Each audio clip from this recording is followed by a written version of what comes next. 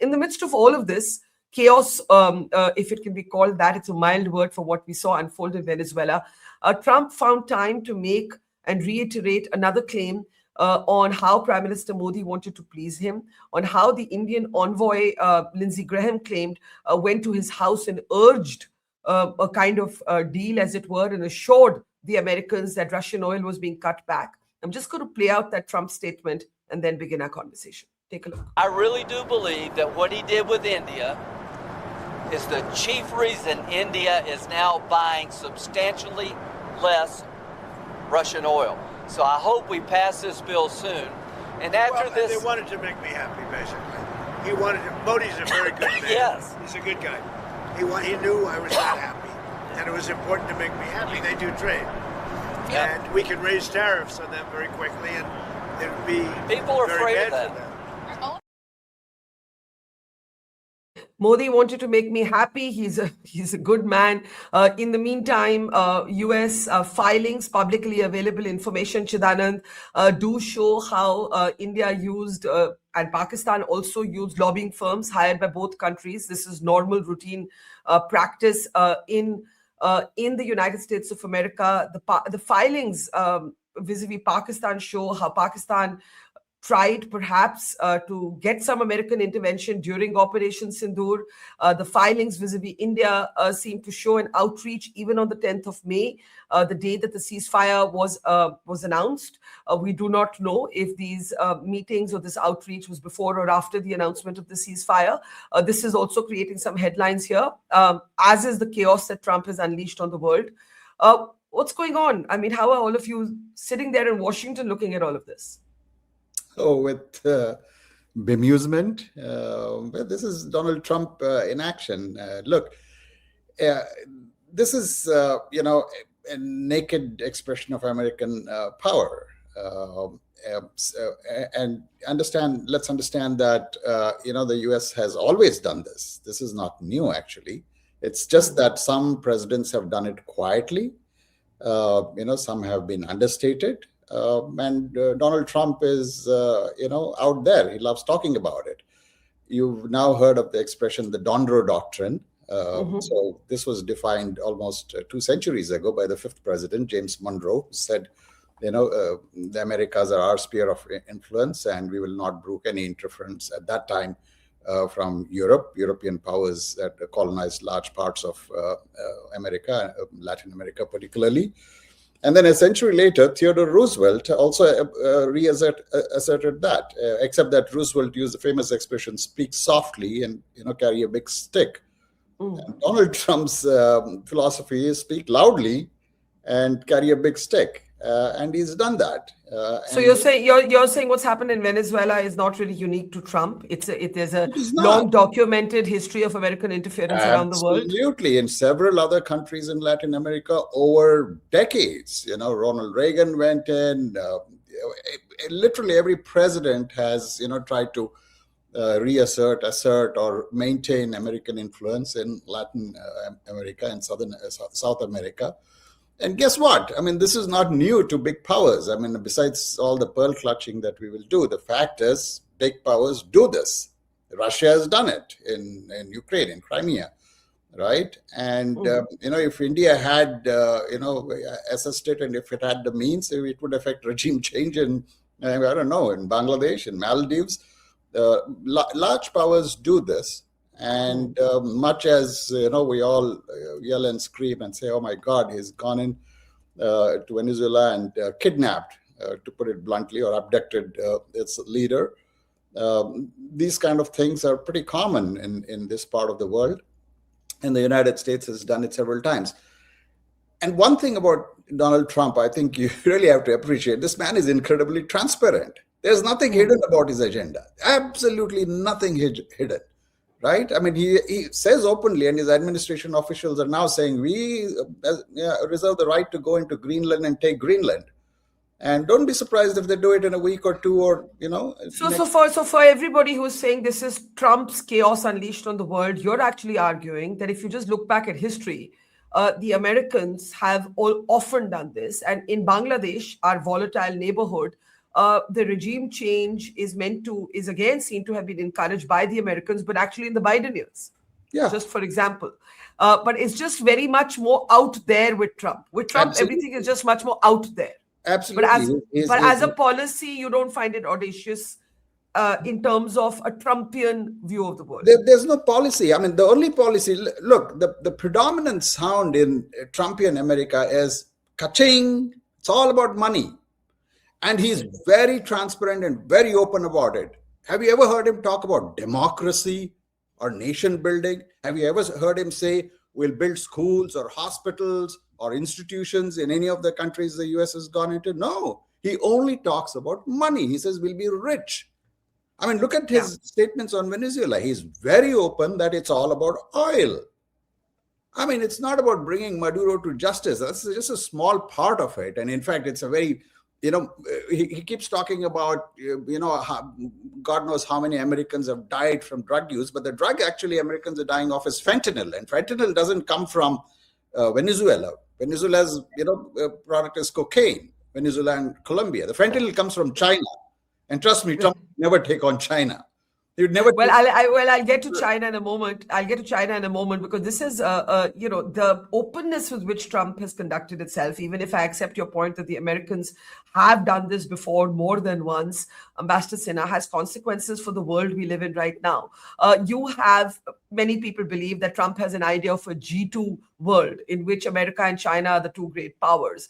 You have China, possibly now next eyeing Taiwan, and you possibly have a situation where Trump may not get overly involved. Let's also remember that there was an official Chinese delegation in Venezuela the day that this operation took place. Do you agree with Chidanand that this is just America being America? This is not Trump being Trump. This is America being America. Is there a difference between the two? Well, no, I completely agree with him that this is America being America. The only difference being, as he himself pointed out, earlier presidents would garb their actions in all kinds of high principles of international law and democracy. Trump does it very blatantly. But the fact remains that in this particular case, it is not just oil. There is also the factor that Venezuela had become a base for his three key adversaries, Russia, China, and Iran. All three of them were present militarily in Venezuela and were strengthening their position, apart from the 20-30 Cubans who were there in the close protection team of Maduro. So there is that strategic angle as well to the Venezuela action, which should not be completely ignored. But what is the point that you ask about China? The risk that we seem to find is that earlier, the US foreign policy was global in nature. It talked about protecting the whole world and providing security to everybody. Now it seems that Trump is shrinking himself back to the Western Hemisphere and perhaps leaving space for the two other powers, not just China, but Russia as well. He is actually telling Zelensky to surrender to Russia, because I think he believes that Russia also is entitled to a certain sphere of influence, and so is China. China has not expressly said so, but as you point out, in the case of Taiwan, it is possible that he may just look the other way if China attacks Taiwan, in which case the possibility of a Yalta-type division of the world into three parts is very possible. I think that's one of the reasons why the Europeans are very concerned, and they are meeting just, I think, now or in a day or two to but look at the Europeans. I mean, there's this clip from the UK where Starmer, the Prime Minister of UK, is being asked again and again and again, how he views what has happened, and he's completely paralyzed. He's not able to criticize Trump.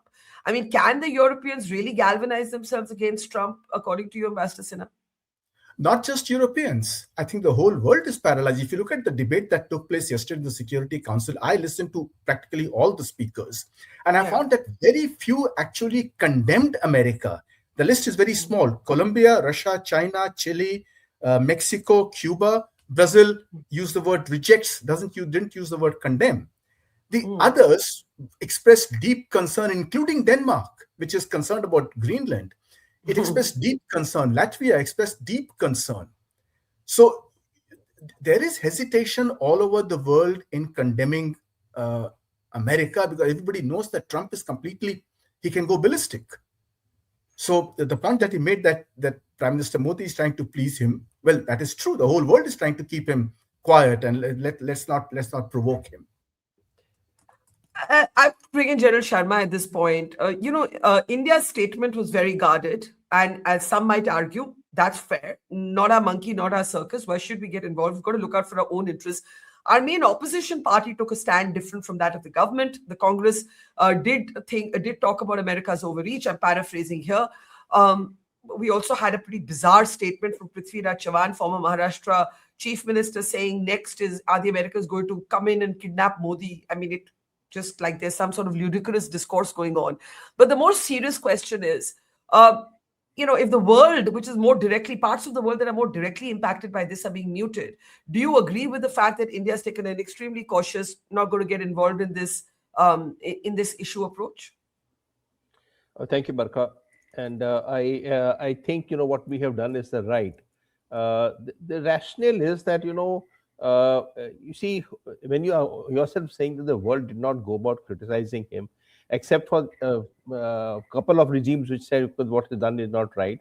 Everybody else has been guarded. Even Denmark, which is nearly being threatened by a map which came out from Mrs. Miller, which shows the Star and Stripes on the Greenland map, did not criticize in that form. So we too far away, and as it is here announced 1 month ago that in the NSS that the Western Hemisphere will be our focus and we will do. So something was expected. In the course of last 2-3 months, the quantum of ships that he had placed outside Venezuela was nobody's business. We were not actually, anybody who was reading it, we were anticipating something ought to happen. But that he would, when you use the word kidnap or you use the word abduct or whatever they say, somebody saying capture. So, one didn't expect it, but something was in the offing, because you have so many aircraft carriers and you have so many aircraft brought across into the bay opposite Venezuela. Something was going to happen. So it was expected that something is going to happen. Whether something happens to Colombia next or okay, that's something to see. So, to answer you, I think we need to be guarded. Let's see how things progress. It's too early to start saying that, what happened is right or what happened is wrong. International law, and the debate, as rightly pointed out by Mr. Sinha, was categoric that it was against international law. The statement given out by Jeffrey Sachs was very important. He listed out the larger number of similar actions done, but between 1950 and 1989 by the United States, and also elsewhere. In the course of last 1 year, 2025, America has 7 countries. Why we say he's retreating to Western Hemisphere, 7 countries have been targeted by bombing by the United States in this 1 year. So, to say that even Western Hemisphere not right, but the answer is that might is right. Nobody can hit Kim across in North Korea. He's got nuclear weapons, so he carries the day. So I think what it is being told to world is that kindly get your weapons across. If you have it in the basement, bring it on the floor. If you have a screwdriver away, tighten the screwdriver and show that you have the power to reckon with. Otherwise, might is right, and if might is right is going for last 2 centuries, well, everybody has to be prepared for it.